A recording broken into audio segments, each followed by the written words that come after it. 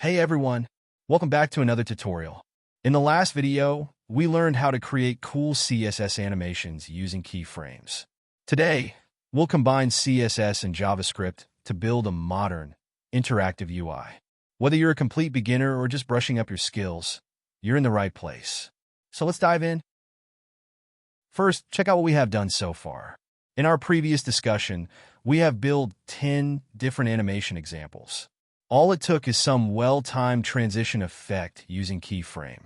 I thought it should be easy for all, still I got comments that the video needs a little bit of explanation. So I'm back with the part 2 of our CSS animation video. This time we keep it simple.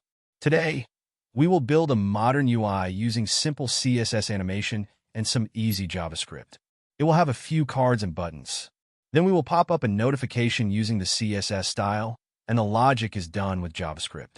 So, without wasting any more time, let's start working.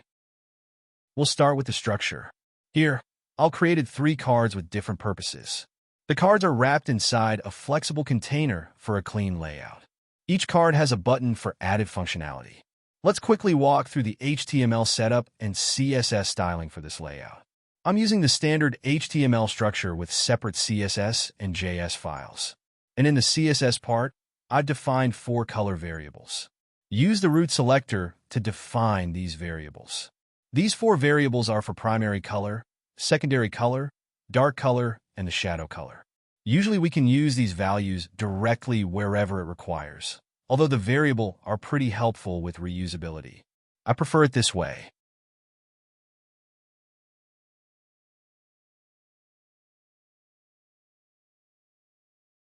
The choice of color is always up to you. Here I'm using a color scheme that fits best with modern UI. I'm using the cool green as highlighter in our project. This will be our primary color. I hope you'll like it.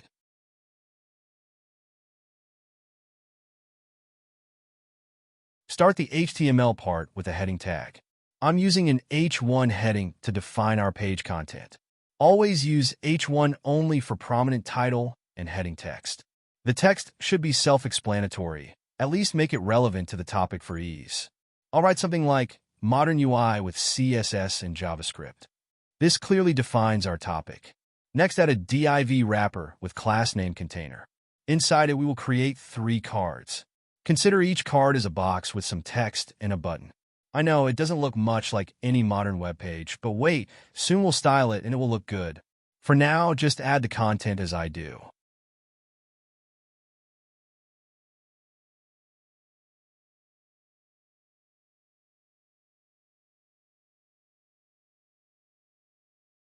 The first card will have a unique button. It will have an additional ID called Notify BTN. We will use this ID to target the button from JavaScript. This button will call the notification pop-up, or whatever you want to call it.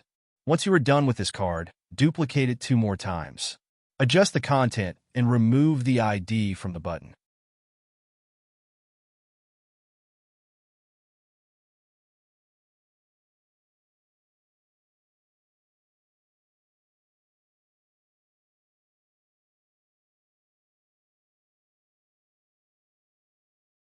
Here, I want only the first card to call for the notification. The rest 2 are only for demonstration. Soon you'll understand why I put 3 of these. Keep watching.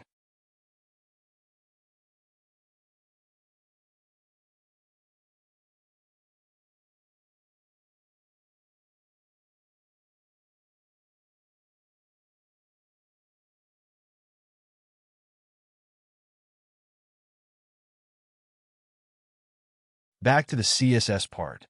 Here we have to style the body, container, and the card. So start with the body. First, remove any margin with 0 value. Set the global font family for this project. I'll use Arial or sans serif as default font. After this, set the background color for the page. I'll use linear gradient here. It will span to bottom from light green to pure white. I hope you can notice this difference. Feel free to adjust it as per your liking.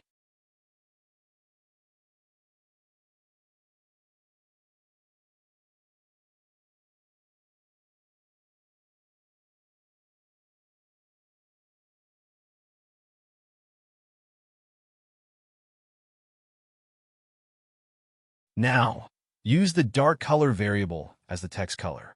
Then, set flex display with center justified content. Make the flex direction as column and align the content to center. I know all of these are pretty basic and it may seem boring, but trust me, revision of these skills always help and keep you active and identify modern layout designs. A little practice once in a while doesn't hurt, so why not give it a try? In the body style with minimum height of 100 VH. It's there to keep everything in the center of our screen.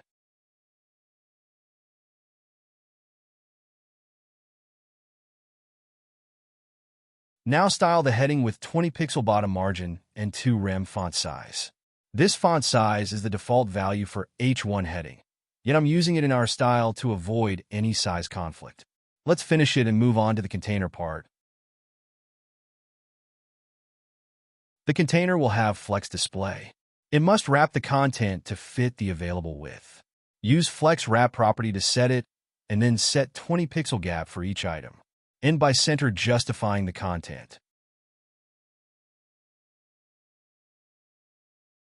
I know we have done so much so far, yet nothing looks like a modern attractive UI. Don't worry, style the card, and then it'll get its look. The card will have white background with 10 pixel border radius. Set a box shadow using the shadow color. The value I use makes it a little elevated, so use it as is or tweak according to your UI needs. Now, add 20 pixel padding. It will create some room around the content. After this, align the text to center. Finally, we have reached the first animation part. Here we will work on transition. So as a continuation for our previous video, check that if you haven't yet. Transition in CSS simply suggests change in the physics of the target. It is supposed to alter the color, shape, size, position, and a few more aspects. Here, we can combine multiple aspects to create unique effects. We can also use keyframes to maintain a predefined order for this transition. In this case, we will shift the transform property and the box shadow property on hover. First, try the vertical translate with -10 pixel value. This will bring the card 10 pixel upward on hover. If you like it, then let's try a few more style sets. Maybe change the scale factor to 1.5 or so. The scale will bring up the overall size, making the card bigger or smaller depending on the values. There are quite a many presets available to try with transform property. You can rotate the values, skew it, move it left or right, and much more. Give it a few more try. Once satisfied, wrap up the card style with 200 pixel fixed width. Here you can notice that we are also increasing the box shadow depth. It will create a more elevated look on hover. And the fixed width will give a uniform look to our card UI.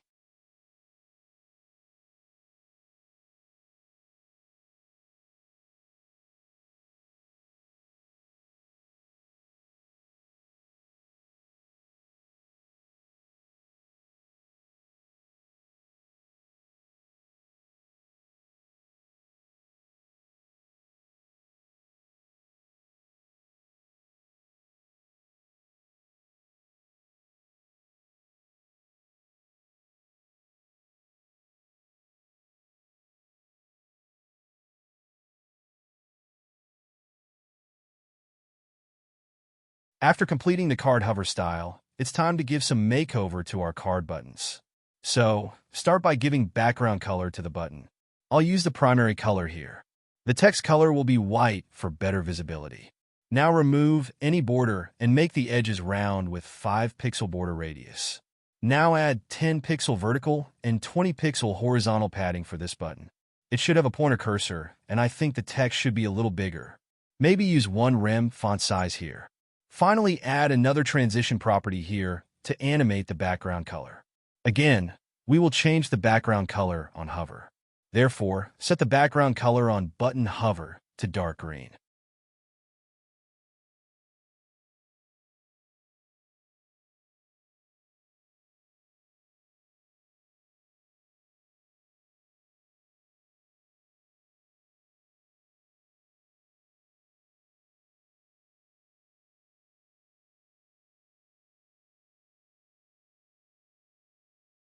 You can see the change in button color on hover.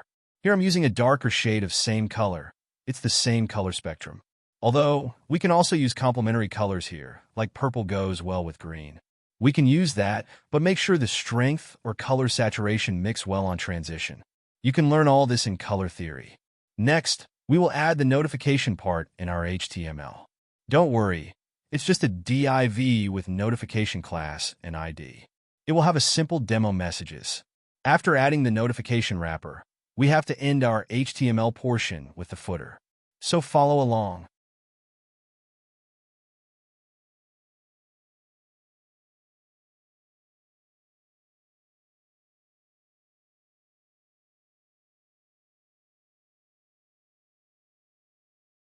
The footer is a simple add-on in our project. We have not used any animation in it, so you may skip it if you want. In general, it only has a text message and maybe a link. That's all. Move on to the CSS part after finishing up.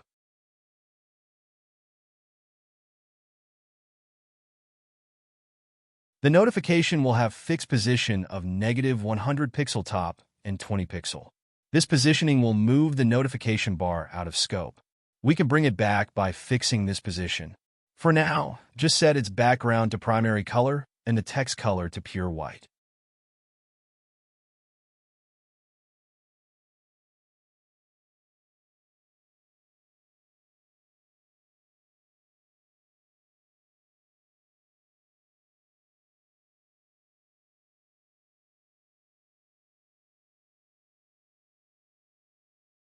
Now complete it with 15 pixel padding. Round the edges with 5 pixel border radius. Then set a box shadow using our preset shadow color. And finally set a third transition in this project. This time we will transition the top position from -100 pixel to 20 pixel top. The transition part must be placed inside a new show class. I know we haven't placed it anywhere in our HTML. Don't worry, this is the trick part. This time we will use JavaScript to add and remove this class on button press. The logic is simple, and I'll show you that in a moment. For now, just finish the CSS part. The footer part is still there to style.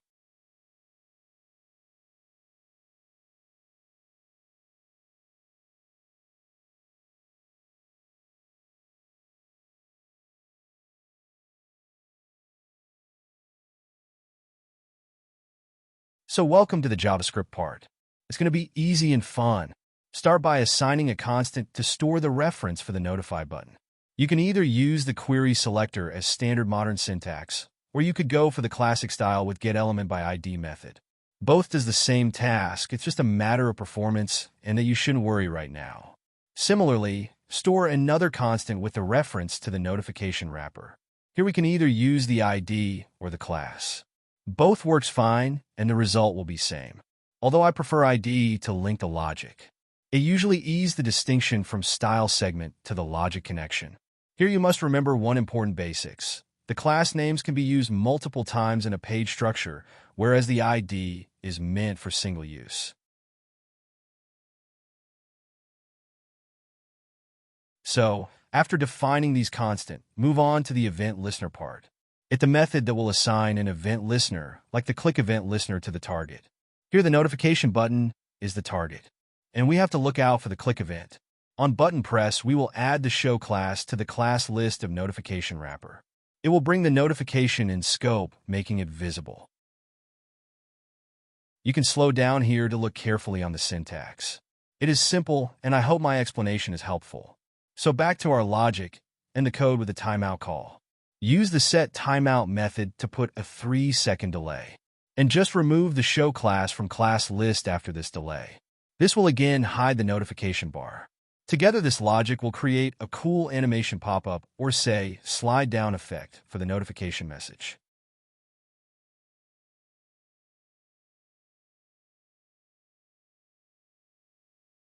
So that's all for today's video. We have seen the use of transition to create simple, effective, and more important, a modern UI animation. I know there's nothing new in this video, and many of you know every bit of it quite well. Still, giving it a try can boost your understanding of UI design with hint of logic creation. For now, I think we have to fix the position of our footer. It's not looking right. Somehow I placed it inside the container. It should be outside it. And there must a link to show the anchor use. This part is purely for practice. so you may skip it if you like. Although I would suggest checking it out as it may help you sometime. And of course, the CSS part for the footer is also missing. So let's fix all that right now. Style the footer with 50 pixel top margin, 0.9 rem font size, and dark text color. Then add a style for link and footer. The link should have the primary green color with no text decoration. Finish it off with a hover selector for the link. Here we have to set the text decoration to underline. That's all for now. Save the CSS file. Fix the position for footer in HTML part, and the UI is ready for testing. The best part of our design is it is fully responsive, and we can test it by changing the screen size. The cards will automatically stack according to the available width.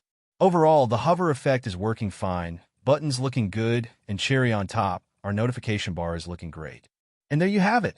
We created a dynamic UI combining CSS animations and JavaScript interactivity. Explore these ideas and make them your own. If you enjoyed this tutorial, don't forget to like, share, and subscribe. Until next time, keep creating. So, what's your opinion about this session? Write your thoughts and comment. Thanks for watching TechnoSpace.